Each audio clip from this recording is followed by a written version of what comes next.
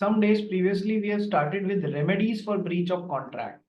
Remedies for breach of contract में recession की तू नहीं करता है तो मैं भी रिसेंड करता हूँ contract. Suit for damage is ordinary damage, special damage, punitive, exemplary या विंडिक्टिव डैमेज.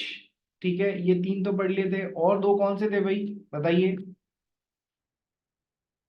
नॉमिनल डैमेज और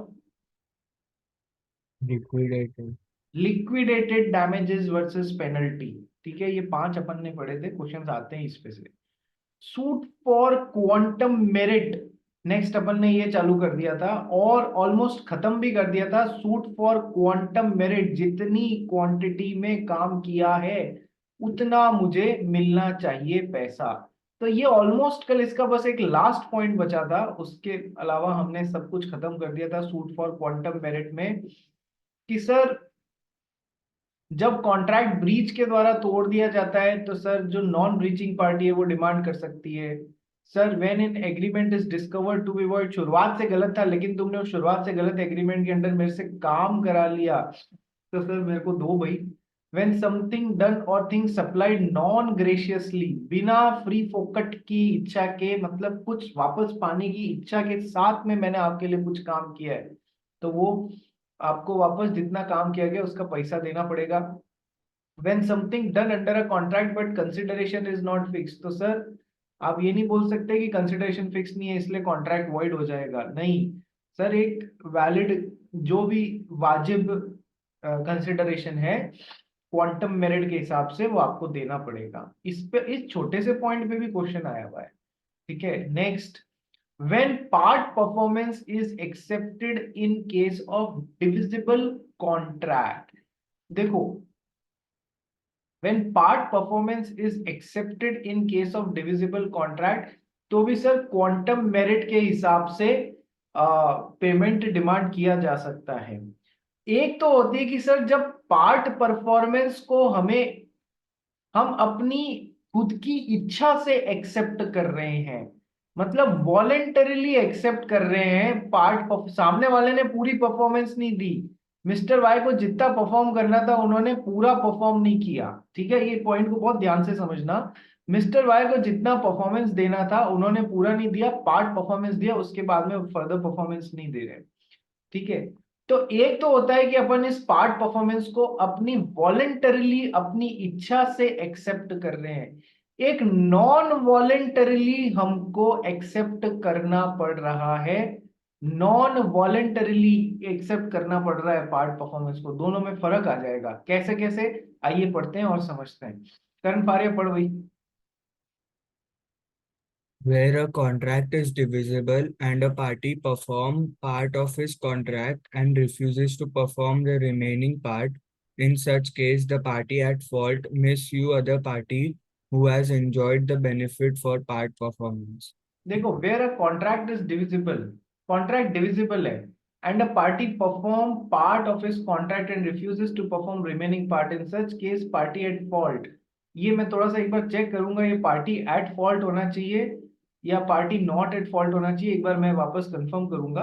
बाकी अभी अब के लिए अपन यही लेके चलते हैं, पार्टी एट फॉल्ट में सी other party who has enjoyed the benefit for part performance for quantum meruit, की जितना काम किया है उतना पैसा ला. ठीक है, एग्जाम्पल पढ़ भाई. A car was engaged for a journey from city A to city B for rupees 2500 and back to city A from city B for rupees 2500. The car driver denied for further journey after traveling from city A to city B. Since the contract is divisible, therefore A must be paid rupees 2500. Sir इन लोगों ने contract कैसे बनाया गाड़ी किराए पे लेने का? ए से बी पर जाने के लिए, तक जाने के लिए हम तेरे को 2500 देंगे और वापस बी से ए तक आने के लिए या बी से सी तक जाने के लिए हम तेरे को 2500 रुपए देंगे. अब मतलब ये डिविजिबल बना लिया, ऐसा नहीं बोला कि पूरा ए से बी तक सी तक जाने के लिए हम तेरे को 5000 रुपए देंगे.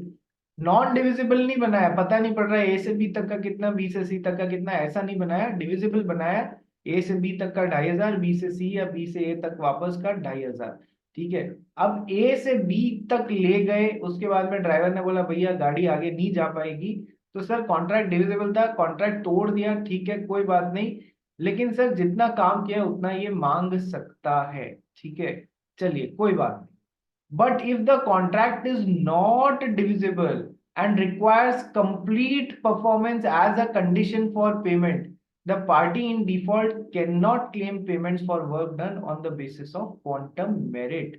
सर कंप्लीट परफॉर्मेंस की बात होती है कि ए से बी और बी से सी तक ले जाओगे तो हम आपको 5,000 रुपए देंगे। ए से बी और बी से सी तक ले जाओगे तो अब आपको 5,000 रुपए देंगे, और वो बी पे ही छोड़ के जाने लग गया तो फिर वो क्वांटम मेरिट का अधिकारी नहीं होगा, तो फिर वो क्वांटम मेरिट का अधिकारी नहीं होगा। तो डिविजिबल है या नॉन डिविजिबल है, इस बात का फर्क पड़ जाता है। सेम एग्जांपल पढ़ना भाई इसको। A car was engaged for a complete journey against a lump sum payment of rupees 5,000. The car driver died before the journey was completed.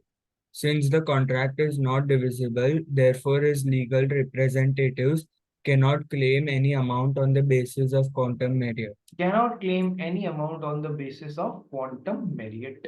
ठीक है भाई, चलिए तो वही, अब खुद कार ड्राइवर या कार ड्राइवर मर गया तो उसके लीगल रिप्रेजेंटेटिव उसको रिप्लेस कर देंगे, क्योंकि कोई पर्सनल स्किल वाली बात तो है नहीं इसमें, ठीक है, तो वो नहीं मांग सकते क्योंकि पूरे का पैसा हुआ था। सेम चीज अब एक तो वॉलेंटरली और एक जबरदस्ती, यही सेम चीज जो है, इसको मैंने आपको एक बिल्डिंग का एग्जांपल बताया था ना कि सर 5 माले की बिल्डिंग बनाने के लिए 5 लाख रुपए तय हुए हैं, ठीक है, दो बनाने के बाद में कॉन्ट्रैक्ट ब्रीच कर गया और बोल गया कि दो, जब 5 का 5 लाख होता है, 5 माले का 5 लाख, तो 2 का 2 लाख होगा, दे मेरे को नहीं। भाई तुमने पूरे का 5 लाख डिसाइड किया था, हर माले का 1 लाख डिसाइड नहीं किया था, इसलिए ये तेरा काम हमको जबरदस्ती एक्सेप्ट करना पड़ रहा है, जबरदस्ती एक्सेप्ट करना पड़ रहा है, तो तू क्वांटम मेरिट के हिसाब से पैसा नहीं मांग सकता, ठीक है। सेम एग्जाम्पल है, पढ़ना भाई एक बार।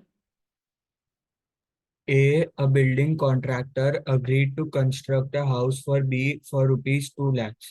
A did not A did the work to the value of rupees 40,000 and then abandoned the contract. Afterwards, B got the work completed from another contractor, held that A could not recover anything for work done because he was entitled to payment only on completion of the work.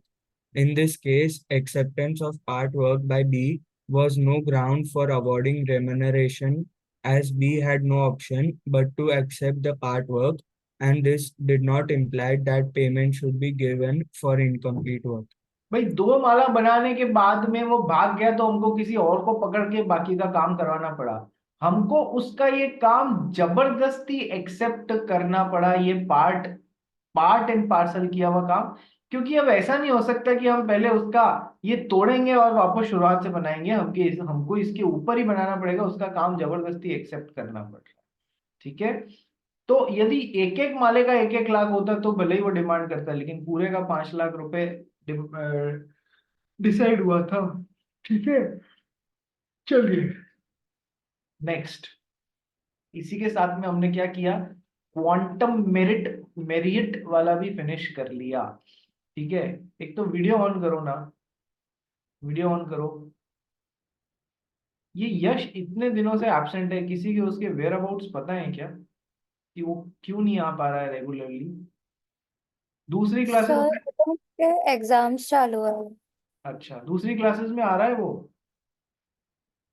वो आज सुबह आया था प्रिया miss के class में खाली test देने के लिए।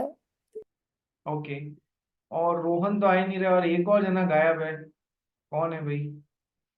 मुकुंद, मुकुंद भी आ गया, कौन एक जना और गायब है, नीव मुरार का भी आ गया, देर इज वन मोर, महक, महक गायब है। चलिए नेक्स्ट अपन चालू करते हैं, suit for specific performance. Specific performance का क्या मतलब होता है कि सर एक्स और वाई के बीच में कॉन्ट्रैक्ट बना था, अकबर के जमाने की पेंटिंग एक्स वाई को सप्लाई करेगा, बहुत रेयरेस्ट ऑफ द रेयर चीज होती है, और मिस्टर वाई उसके लिए पेमेंट करेंगे, लेकिन निश्चित तारीख पे मिस्टर एक्स ने उनके लिए पेमेंट, वो पेंटिंग देने से मना कर दिया, तो मिस्टर वाई क्या, यदि इसने मना कर दिया तो बाजार से जाके वैसी दूसरी पेंटिंग ले आएंगे क्या, कि चल तूने मना कर दिया तो मैं बाजार से ले आता हूँ, वैसा कर कोई दाल चावल है क्या कि तूने मना किया तो वहां से ले आऊंगा। ठीक है, तूने मना किया तो मैं वहां से जाके ले आता हूँ, और वहां से जाके ले आता हूँ तो ऐसा पॉसिबल है नहीं अकबर के जमाने की पेंटिंग में। तो ये कैसा केस डालेंगे इस पे? सर हो सकता है कि सूट फॉर मतलब ये रिसेंड कर दें, छोड़ दें, या फिर छोड़े नहीं, बोले कि तेरे को पूरा करना ही पड़ेगा, तेरे को वो पेंटिंग जो तेरे पास है वो कॉन्ट्रैक्ट बन गया, तेरे को मुझे देनी ही पड़ेगी। तो suit for specific performance file करेंगे इस पे। स्पेसिफिक परफॉर्मेंस मीन्स कि सर वो काम, पेंटिंग आपको मुझे देनी ही पड़ेगी, नहीं तो मुझे मेरे कलेक्शन को बहुत बड़ा नुकसान हो जाएगा उसके बिना, ऐसा जो भी लॉजिक है, पर देनी पड़ेगी काम करवाने के लिए, स्पेसिफिकली वो काम करवाने के लिए, सूट फॉर स्पेसिफिक परफॉर्मेंस जो कॉन्ट्रैक्ट में था उसके लिए। ठीक है सर, क्या हर बार suit for specific performance grant हो जाएगा? नहीं सर, ये कोर्ट के डिस्क्रिशन पे होता है, हर individual case to case basis पे, कि वो स्पेसिफिक परफॉर्मेंस को ग्रांट करे या स्पेसिफिक परफॉर्मेंस को नहीं ग्रांट करे। ये कोर्ट को जहां पर अप्रोप्रिएट लगेगा वहां पर ग्रांट करेगा। Specific performance can not be demanded as a right. आपका राइट है ये कहते हुए आप स्पेसिफिक परफॉर्मेंस डिमांड नहीं कर सकते हो कोर्ट से। जहां कोर्ट को लगे, बहुत सारे मैं आपको ऐसी सिचुएशंस बताऊंगा जहां कोर्ट इस पोजीशन में नहीं होता है कि परफॉर्मेंस को मॉनिटर कर सके, परफॉर्मेंस बहुत लंबी चलने वाली है, ठीक है, वहां वो स्पेसिफिक परफॉर्मेंस ग्रांट करने से मना भी कर देता है। Relief of specific performance grant करने से कोर्ट रिलीफ भी कर देता है, आप उस रिलीफ ग्रांट करने से मना भी कर देता है। आप उसको एज अ राइट नहीं मांग सकते हो, कोर्ट के डिस्क्रिशन पे देना या नहीं देना। ठीक है, आइए समझते हैं सूट फॉर स्पेसिफिक परफॉर्मेंस। पढ़ भाई, एक तो वीडियो ऑन करो सब जने। मीत, नितिन, नितिन, नमित, सुहान, गोयल, जल्दी करो। पूंजी, Mukund, suit for specific performance पढ़ भाई। Specific performance means performance of contract as per terms of the contract. Or the court may, by an order, direct that the party at default to perform the contract as per the terms of the contract. The court may, if it feels so, it may direct or it may order the defaulting party to do his or her work as per the contract. If it does not feel like, it may not. ठीक है, so the court may, by an order, direct the party at default जो गलती पे है, to perform the contract as per the terms of the contract. Contract की terms के हिसाब से परफॉर्म करने का बोल सकते हैं। Next, Generally, court may enforce specific performance of the contract in following cases.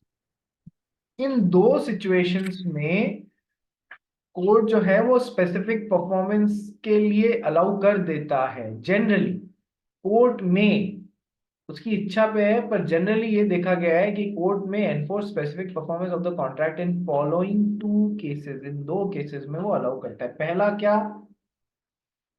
Actual damages arising from breach are not measurable. देखो, actual damages arising from the breach are not measurable. Sir आपने mister X से 50 रुपए kilo के हिसाब से 500 kilo दाल खरीदना नक्की किया था, वही दाल आपको मिस्टर एक्स ने नहीं दी तो मार्केट में 60 रुपए में ले ली, यानी आपका लॉस कितना हुआ? 500 इंटू 10 रुपए प्रति किलो एक्स्ट्रा दिए तो सर 5000 रुपए का नुकसान हो गया। ये नुकसान क्यों हुआ? मिस्टर एक्स ने अपना परफॉर्मेंस नहीं दिया इसलिए ये नुकसान हुआ। तो सर आपको कितना लॉस या डैमेज हुआ? इतना। तो यहाँ तो अपन ने मेजरेबल है, मेजर कर लिया कि कितना नुकसान होगा यदि उसने कॉन्ट्रैक्ट ब्रीच कर दिया, और वो अपन उससे वसूल लेंगे। तो ऐसे केसेस में स्पेसिफिक परफॉर्मेंस का रिलीफ नहीं दिया जाता है, क्योंकि यहाँ पर डैमेजेस मेजरेबल है, उतने डैमेजेस आप सामने वाले से वसूल लो। ठीक है, स्पेसिफिक परफॉर्मेंस की रिलीफ दो जगह पे दी जाती है। पहली कहां पर? सर जहां पर डैमेजेस का मेजर करना पॉसिबल नहीं है, where actual damages arising from the breach are not measurable, जिसका मेजरमेंट नहीं किया जा सकता। अकबर के जमाने की पेंटिंग देने से मना कर दिया तो क्या मार्केट में जाके वही 10-20-50 हजार रुपए महंगी ले आओगे वैसी पेंटिंग? नहीं सर, अकबर के जमाने की दूसरी पेंटिंग दुर्लभ है, वो है ना, सब्सटीट्यूट्स अवेलेबल नहीं है। तो डैमेज का कोई एक्चुअल कैलकुलेशन का वो सेटिस्फैक्शन लेवल हो ही नहीं सकता। ठीक है, सो जहां पर मेजरेबल नहीं है एक्चुअल डैमेजेस, ठीक है, बात समझ में आ गई, वहां पर कोर्ट को इच्छा होगी तो आपको स्पेसिफिक परफॉर्मेंस का रिलीफ दे देगा। सेकेंड पॉइंट पढ़ भाई। Monetary compensation is not an adequate remedy. और पैसे के थ्रू आपके दर्द को कम करने का तरीका जो है वो एक कोई एडिक्वेट रेमेडी नहीं, वो कोई एडिक्वेट रेमेडी यानी कि भरपूर जिसे बोले ना, जिससे सामने वाले का दुख दर्द कम हो जाए, तो monetary compensation is not an adequate remedy. फिर वहां पर आपसे परफॉर्मेंस ही करवाया जाएगा मिस्टर एक्स से कि तुमने जो कॉन्ट्रैक्ट में वादा किया था, इसने तुम्हारे ऊपर सूट फॉर स्पेसिफिक परफॉर्मेंस लगाया, करो भाई। क्योंकि पैसा से compensation will not prove to be an adequate remedy. ठीक है, ये तो हो गए दो सिचुएशंस जहां पर कोर्ट्स जनरली स्पेसिफिक परफॉर्मेंस को अलाउ कर देते हैं। लेकिन सर कुछ ऐसी सिचुएशंस भी हैं जहां पर स्पेसिफिक परफॉर्मेंस को कोर्ट अलाउ नहीं करता है, ये भी आ जाता है, मतलब स्पेसिफिक परफॉर्मेंस पे पूरा नोट लिखने आ जाएगा। ठीक है, situations when specific performances are not allowed. Point number 1, When damages are adequate remedy. जहां पर डैमेजेस बिल्कुल ठीक ठाक रेमेडी है, वहां कभी भी स्पेसिफिक परफॉर्मेंस के लिए कोर्ट पीछे नहीं पड़ेगा। ठीक है, second, Where the performance of the contract involves numerous or minute details and therefore it is not possible for the court to supervise the performance of the contract. देखो example in case of contract for construction of building. Sir building बनाने का builder x ने mister Y से contract किया था कि मैं building बना के दूंगा, उसमें ये डिटेल्स होगी, इतने मोटाई का 6 इंची का सरिया लगेगा, इतनी लेंथ का लगेगा, बिल्डिंग के डायमेंशन ये होंगे, इस माले पे प्लम्बिंग के ये आइटम यूज होंगे, इस कंपनी के यूज होंगे, सीमेंट और उसका रेशो जो मिट्टी का रेशो है वो 4:1 का रहेगा। ठीक है, ये अंदर इस तरीके से फिनिशिंग देनी है, बाहर इस तरीके के ग्रिल्स लगानी है। एक बिल्डिंग बनाने में भैया आराम से 1.5-2 साल चला जाता है। क्या कोर्ट फालतू बैठा है जो तुम्हारे पास में? कोर्ट में तो इतनी सारी पेंडेंसीज बढ़ती जा रही है केसेस की, और तुम्हारे लिए वो समय निकाल निकाल के 1.5 साल तक 2 साल तक आएगा देखने के लिए कि परफॉर्मेंस सही से हो रही है या नहीं हो रही है। तो जहां पर कोर्ट को लगता है कि सर यदि मैंने स्पेसिफिक परफॉर्मेंस का दे दिया तो उस परफॉर्मेंस में इतनी न्यूमरस और माइन्यूट डिटेल्स इन्वॉल्व है कि वो कोर्ट के लिए पॉसिबल नहीं है to supervise the performance of the contract, तो फिर वो स्पेसिफिक परफॉर्मेंस का रिलीफ ग्रांट नहीं करेगा। नहीं तो कोर्ट के खुद की प्रॉब्लम हो जाएगी कि बार बार जाके साइट पे देखेगा कि आप बिल्डिंग में आज ये हो गया या नहीं हो गया। No, not possible.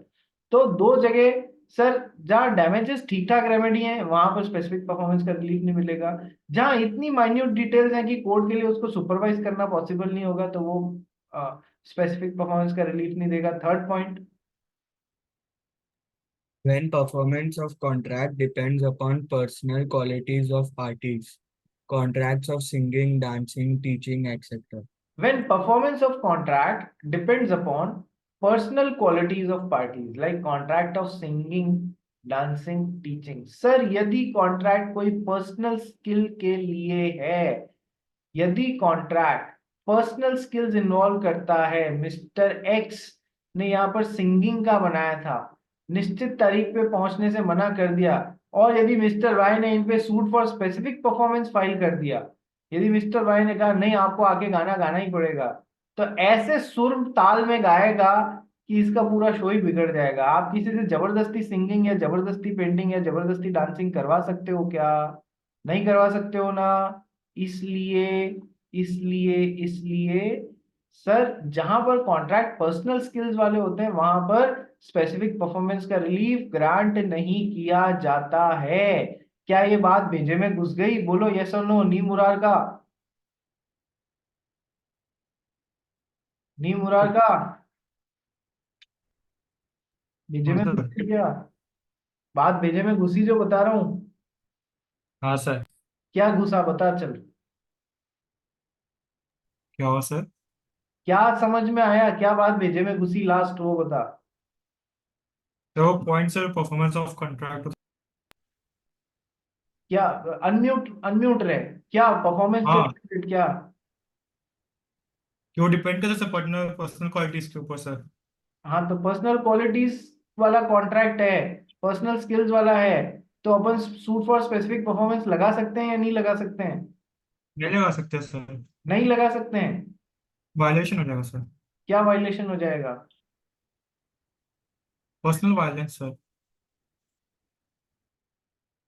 अच्छा चलो एक एग्जांपल से समझते हैं, चलो वो बाद में समझाऊंगा। और next, when a contract is dependent upon the personal violation, तो अगले पॉइंट पे पहले ही पहुंच गया रे, of the parties when a but contract. उसमें तो पर्सनल वायलेंस लग जाता है ना सर, अगर मेरा कोई कॉन्ट्रैक्ट मतलब पॉइंट से बोला सर कि अगर कोई पर्सनल वायलेंस हो रहा है क्योंकि परफॉर्मेंस है ना पर्सनल की वजह से। When the contract is dependent upon the personal violation, violation means इच्छा of the parties. Example, contract to marry. Sir मान लो हमारा नीम मुरारका की एक गर्लफ्रेंड है, ठीक है, इन दोनों के बीच में एग्रीमेंट हो गया, करण फारिया कहाँ चला गया? सर हंसना पड़ता है तो साइड में मुंह छुपा के हंसता हूँ सर, सामने कैसे हंसूं? नहीं, वो पेन नीचे गिर जाता हाँ, है। पेन जबरदस्ती मैं भी बहुत बार गिराया हूँ, चिंता मत कर। तो मान लो नीम मुरारका की एक गर्लफ्रेंड है, दोनों के बीच में डिसाइड हुआ था कि है ना, अ, अगले महीने की 30th को ये लोग शादी करेंगे। सर इतने में गर्लफ्रेंड ने मना कर दिया, उसको लगा कि नहीं मुझे शादी नहीं करनी चाहिए, तो नीम मुरारका ने लेके उस पे सूट फॉर स्पेसिफिक परफॉर्मेंस ठोक दिया कि नहीं तुझे शादी करनी ही पड़ेगी, you will have to perform the contract. क्या ऐसा कर सकता है? नहीं कर सकता है ना, बिकॉज पर्सनल वायलेशन पे, मतलब किसी की पर्सनल इच्छा पे डिपेंड कर रहा है वो काम करना, तो आप जबरदस्ती नहीं कर सकते। If the contract is involving personal skills या if it is of personal nature, then आप सूट फॉर स्पेसिफिक परफॉर्मेंस नहीं लगा सकते हो, ये थंब रूल है। ठीक है, नीम मुरार का ऐसे मत देख यार। ठीक है, तो एग्जाम्पल आया, तू सामने बैठा था तो तेरे पे चिपक गया एग्जाम्पल, हाँ हाँ sir। कोई और होता तो उस पे चिपक जाता। चलो नेक्स्ट, नेक्स्ट, ठीक है, ये भी हो गया। ये when where performance of contract involves the performance of continuous duty which the courts can't supervise, तो इसको और इसको साथ मतलब एक जैसे ही पॉइंट है, पर फर्क क्या है? एक तो है न्यूमरस एंड माइन्यूट डिटेल्स, छोटी छोटी और बहुत सारी डिटेल्स हैं जो कोर्ट सुपरवाइज नहीं कर सकता। दूसरा है sir where performance of contract involves, where performance of contract involves continuous duty which the court can't supervise, अगले 2 साल तक बिल्डिंग बनाना थोड़ी ना सुपरवाइज कर पाएगा। सो या फिर example contract of artistic interior decoration, बाहर की बिल्डिंग अंदर का डेकोरेशन एज पर कॉन्ट्रैक्ट हुआ या नहीं हुआ, it falls under this category. ठीक है, तो सर जहां कोर्ट पे खुद पे बात आ रही होगी ना, वो कभी भी पसंद नहीं करेगा suit for specific performance guarantee. हाँ, छोटा मोटा परफॉर्मेंस उसको मॉनिटर करना हो वो दे देगा तुम। Next, where the contract is made by company beyond its powers as laid down in the object clause of the memorandum of association, then suit for specific performance cannot be granted and will not be granted by the court। क्या example है देखो sir, एक company कैसे contract बना सकती है sir? Company केवल उसी चीजों से रिलेटेड कॉन्ट्रैक्ट बना सकती है जो इसके मेमोरेंडम ऑफ एसोसिएशन के ऑब्जेक्ट क्लॉज में दिए हुए हों। क्लियर है ना सर? सीमेंट ट्रेडिंग लिखी हुई है तो सीमेंट ट्रेडिंग से रिलेटेड कॉन्ट्रैक्ट्स ही बना सकती है, टॉयज ट्रेडिंग से रिलेटेड या फ्रूट फ्रूट ट्रेडिंग से रिलेटेड नहीं बना सकती है। सर इस कंपनी ने फिर भी मिस्टर एक्स के साथ में सीमेंट ट्रेडिंग लिखे होने के बावजूद भी फ्रूट ट्रेडिंग के लिए कॉन्ट्रैक्ट बना लिया। सर अब मिस्टर वो फिर इसने तोड़ दिया, पूरा नहीं किया, तो सर मिस्टर एक्स क्या इस पे सूट फॉर स्पेसिफिक परफॉर्मेंस लगा सकते हैं कि नहीं तूने कॉन्ट्रैक्ट बना लिया तो अब तेरे को मेरे साथ में फ्रूट ट्रेडिंग करनी ही पड़ेगी? सर ये इसकी ताकतों के बाहर जाकर है ये काम करना, तो लॉ या कोर्ट कभी भी इसे अपनी ताकत के बाहर जाकर गलत काम पूरा करने का नहीं बोलेंगे।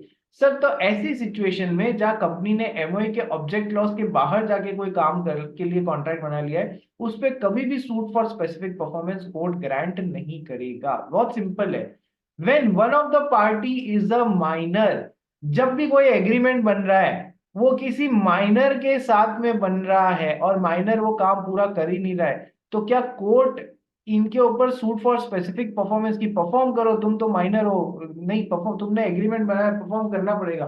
क्या माइनर को बाध्य कर सकता है? अरे हम तो नहीं कर सकता, हम तो ऑन द कॉन्ट्ररी बोलते हैं agreements made with minors are void ab initio, उसमें शुरुआत से गलत होते हैं, कोई परफॉर्मेंस देने की शुरुआत से गलत होते हैं, कोई परफॉर्मेंस देने की जरूरत नहीं होती है। बात समझ में आई? और यहाँ तुम उल्टा बोल रहे हैं, स्पेसिफिक परफॉर्म कराएंगे माइनर के ऊपर, कभी स्पेसिफिक परफॉर्मेंस का केस डाल सकते हो? तुम नहीं डाल सकते हो, ठीक है? वो हमेशा बोलेगा once a minor always a minor, minor can always plead is minority. Minor के ऊपर ईस्टॉपल है, गलत बता के भी अपनी एज तुम्हारे साथ में एग्रीमेंट बना लिया कि मैं तो 18 साल का हूं, तो भी वो माइनॉरिटी प्लीड कर सकता है, ठीक है सर? और आप माइनर के ऊपर ये सूट फॉर स्पेसिफिक परफॉर्मेंस नहीं लगा सकते। So these are the points जहां पर suit for specific performance are not allowed. बात समझ में आ गई आपको सभी जनों को? पूंजी समझ में आ रही है या नहीं आ रही है? मुकुंद, ठीक है? नेतन हाँ रिबेलियो, दक्ष अग्रवाल, सुहान गोयल, Yes, सुहान गोयल, yes, sir, yes. क्या करना चाहिए आपको? नेतन रिबेरियो, हाँ सर। आपको भी क्या करना चाहिए? रिबेरियो साहब, क्या हो गया? आजकल वीडियो ऑफ क्यों रखते हो? किस गम में डूबे हैं आप? नहीं सर कुछ नहीं। ऐसा कुछ नहीं है सर, पता पड़ा अगला एग्जाम्पल मेरे पे चिपका दोगे आप अभी, ठीक है? चलो आ जाओ नेक्स्ट। तो अब last upon remedy for breach of contract that is suit for injunction की तरफ चलते हैं। What is the meaning of the word injunction? Injunction का मतलब बताया हुआ है, कौन बताना चाहेगा? दो जने, ओनली टू जना है, बाकी जने कहाँ? नेतन रिवेरियो, आई एक्सपेक्ट फ्रॉम यू। कौन से गम में डूबे हुए हो? जिस भी गम में डूबे हुए हो उससे बाहर आ जाओ। सर आता है। आता है तो फिर हाथ भी नहीं खड़ा कर रहा है यार, लिथार्जिक पना कर रहा है, ऐसा क्यों? पूंजी बताएगी, पूंजी बता भाई, सूट फॉर इंजंक्शन क्या होता है? Sir to make good the losses. Poonji ने बताया to make good the losses is injunction. Ribeiro, is she right? नहीं सर। तो to make good the losses को क्या बोलते हैं? इंडेमनिफाई ना। इंडेमनिफिकेशन। और शायद सारी सर वो मिक्स कर दिया।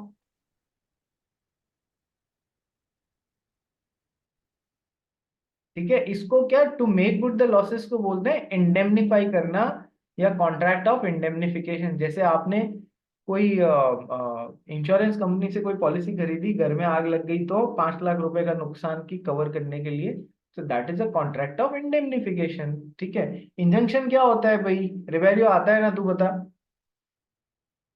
Stop someone from doing something. To stop somebody from doing something, to stop someone from doing something is the injunction, ठीक है? कैसे?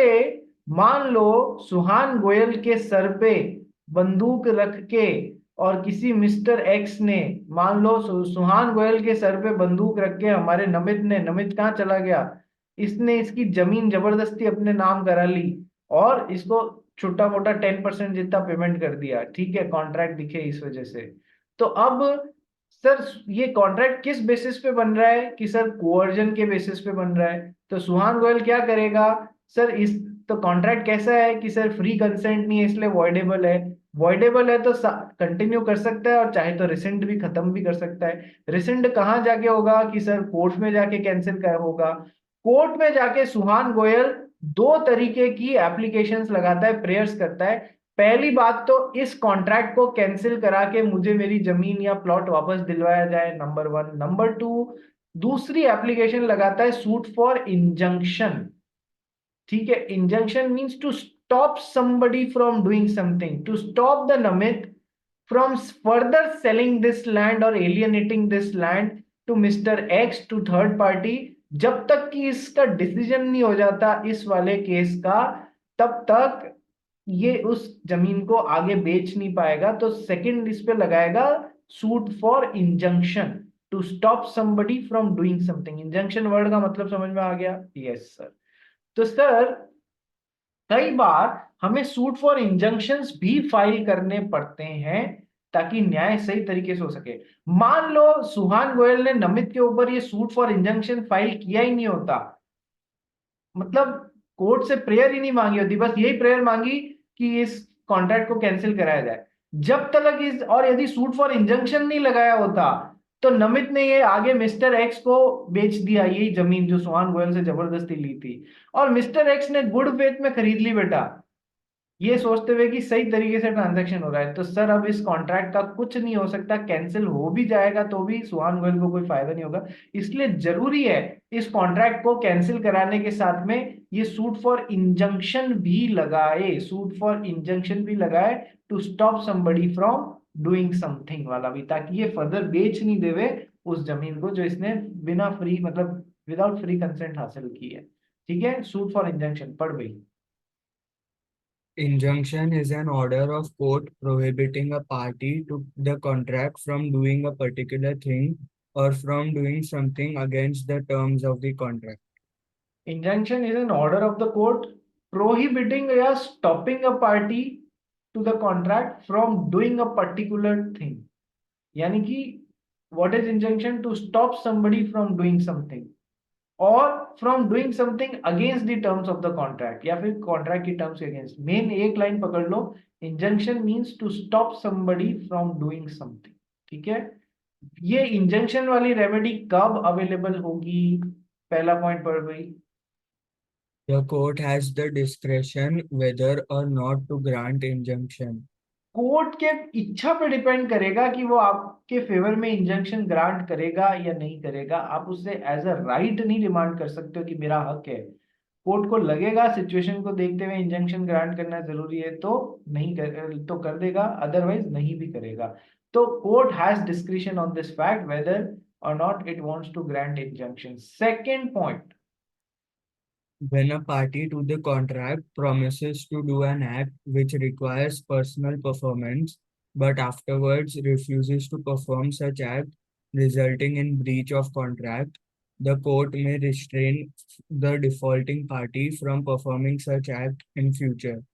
देखो, where a party to the contract promises to do an act which requires personal performance, mister x और mister Y के बीच में एक agreement हुआ जहां पर मिस्टर एक्स ने मिस्टर वाई के लिए ही काम करने का बना कि मैं आपका थिएटर है, मैं एक्टिंग करूंगा केवल अगले 1 साल तक, मैं केवल आपकी फिल्म में काम करूंगा, ठीक है, या आपके प्रोजेक्ट पे ही काम करूंगा, आपके शोज में जो थिएटर्स में चलते हैं उसी में काम करूंगा, ठीक है, but afterwards refuses to perform such act resulting in breach of contract। तो और बाद में सर वो यहाँ पर अगले 1 साल में से 6 महीने निकाले, अगले 6 महीने एक्ट करने से मना कर देता है। ठीक है, द कोर्ट में restrain the defaulting party from performing such an act in future. ये कोर्ट में गया कि इसने एक तो कॉन्ट्रैक्ट तोड़ा है, नंबर 1, नंबर 2 सर इस सूट फॉर इंजंक्शन ये कहीं और इस दौरान बाकी के बचे हुए 6 महीने में कहीं और एक्ट नहीं करें, to stop somebody from doing something, to stop him from acting somewhere else। तो कोर्ट में restrain और stop the defaulting party from performing such an act in future। ठीक है, तो ये हो जाता है इंजंक्शन। ठीक है, एग्जाम्पल पढ़ गई इस पॉइंट का। A film star agreed to act exclusively for a particular producer for 1 year. During the year, she contracted to act for some other producer. Hence, she could be restrained by an injunction. Stopped by an injunction। अब मैं आपको एक example कराता हूं जिसमें 2 चीजों को साथ में डिस्कस करेंगे। एक तो करेंगे सूट फॉर स्पेसिफिक परफॉर्मेंस को, दूसरा करेंगे सूट फॉर इंजंक्शन को। दोनों को साथ में डिस्कस करेंगे। ये क्वेश्चन शायद आरटीपी एमटीपी या कहीं तो आया हुआ है। क्या हुआ, हमारे मुकुंद का एक थिएटर है, ठीक है, धन्ना सेठ आदमी है, एक थिएटर ओन करता है ये, ठीक है। तो अब मान लो लता मंगेशकर जी जिंदा है, ठीक है, तो लता मंगेशकर जी और मुकुंद के बीच में एक एग्रीमेंट हुआ कि सर वो 25 दिसंबर से लेके 31 दिसंबर तक 25, 26, 27, 28, 29, 30, 31 7 डेज सर वो क्या करेंगी, इनके थिएटर में परफॉर्मेंस देंगी 7 नाइट्स के लिए, गाना गाएंगी, ठीक है। मुंबई में जो मुकुंद का थिएटर है उधर ये गाना गाएंगी, और इस इन 7 डेज में वो कहीं भी और दूसरी जगह जाके मुंबई में गाना नहीं गाएंगी। तभी तो मुकुंद के थिएटर में टिकट्स बिक के लोग देखने आएंगे। वो कहीं और गाना गाने पहुंच गई तो मुकुंद के थिएटर में जरूरी नहीं उतने लोग आए उन लता मंगेशकर जी को सुनने के लिए जितना कि जनरली आते हैं। अरे अभी एक कोई शो हुआ था ना जिसके टिकट्स 3 मिनट में बिक गए थे, कोई इंटरनेशनल बैंड का शो हुआ था, क्या नाम था उसका, कोई जानता है? Cold play. Cold play. Oh my God, इतनी कितनी दीवानगी है यार। ठीक है, नेक्स्ट। क्या हुआ नीम मुरार का, इसमें हंसने की क्या बात हो गई यार? ऐसा क्या गा देते नहीं हैं वो जो तेरे को हंसी आ रही है? हम्म। नहीं सर मैं बोल ही नहीं सकता, आपने तो ऐसी बात बोल दी। चलो, मैंने सुना नहीं है भाई इसलिए मैंने उसका रेफरेंस ले लिया।